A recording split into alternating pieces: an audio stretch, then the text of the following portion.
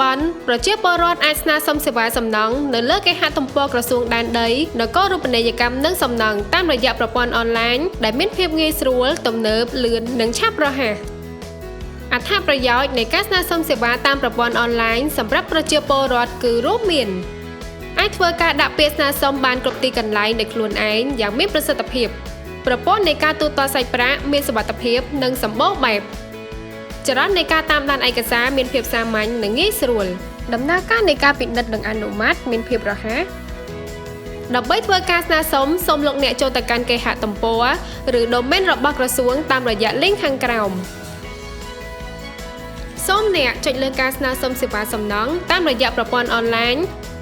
សូមអ្នកចុចលើការស្នើសុំសេវាសាធារណៈតាមរយៈប្រព័ន្ធអនឡាញវឌ្ឍនភាពនៃការស្នើសុំសេវាតាមរយៈប្រព័ន្ធអនឡាញការ log in ដោយប្រើប្រាស់ប្រព័ន្ធ CamDigiKey ជាទំនើបកម្មមួយថ្មីដែលមានការតភ្ជាប់ជាមួយប្រព័ន្ធ CamDX ដែលមានឈ្មោះក្រុមហ៊ុនចុះបញ្ជីជាមួយក្រសួងពាណិជ្ជកម្មហើយបច្ចុប្បន្នសេវាសាធារណៈដែលបានដាក់ឲ្យប្រើប្រាស់មានចំនួន12សេវា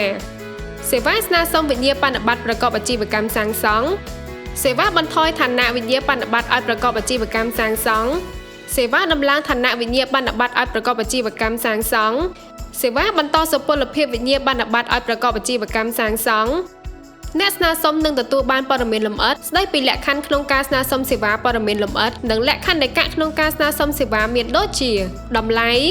រយៈពេលនៃការផ្តល់សេវាសុពលភាពនិងឯកសារតម្រូវតាមរយៈប្រព័ន្ធ CamDigiKey ព័ត៌មានរបស់ម្ចាស់សំណើនឹងត្រូវបានបំពេញដោយស្វ័យប្រវត្តិមិនត្រឹមតែប៉ុណ្ណោះលោកអ្នកក៏អាចទិញប្រព័ន្ធអាជីវកម្មរបស់លោកអ្នកមកប្រើប្រាស់បានដោយស្វ័យប្រវត្តិតាមរយៈប្រព័ន្ធ CamDX របស់ក្រសួងពាណិជ្ជកម្មមធ្យោបាយនៃការទូទាត់ថ្លៃសេវាមានភាពងាយស្រួលក្រសួងរៀបចំដែនដីនគររូបនីយកម្មនិងសំណង់បានសហការជាមួយក្រុមហ៊ុន Cash Innovation PLC ក្នុងការរៀបចំប្រព័ន្ធ Digital ទូទាត់ថ្លៃសេវា Payment Hub បានយ៉ាងងាយស្រួលតាមរយៈ QR Code នៅគ្រប់ធនាគារក្នុងស្រុក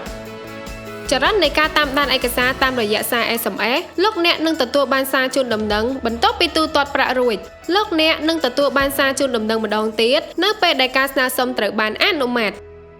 សម្រាប់ព័ត៌មានបន្ថែមសូមទំនាក់ទំនងមកលេខទូរស័ព្ទ078 90 27 24ជារៀងរាល់ម៉ោងធ្វើការ